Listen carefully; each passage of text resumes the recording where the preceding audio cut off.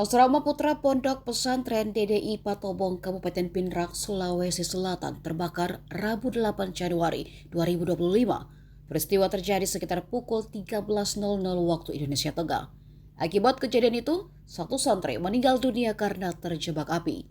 Korban bernama Muhammad Zahwa berumur 14 tahun. Ia tewas dalam keadaan memeluk Al-Quran miliknya. Kapolsek Matiro Sompe AKP Demianus mengungkapkan saat kebakaran terjadi, korban berada di dalam masjid sedang melaksanakan sholat zuhur. Namun saat melihat kebakaran terjadi di asramanya, korban berlari menuju kamarnya dengan maksud mengambil pakaian dan Al-Quran miliknya. Zahwa yang sudah berhasil menyelamatkan Al-Quran miliknya ternyata terjebak api, sehingga tidak bisa keluar dari kamar asrama.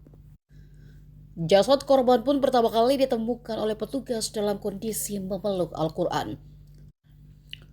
Kebakaran tersebut terjadi diduga akibat korsleting arus listrik yang berada pada colokan kipas angin. Percikan api dari korsleting arus pendek itu kemudian tertiup angin hingga menjalar dan membakar asrama putra yang berada di Desa Patobong, Kecamatan Matiro Sompe, Pindrang.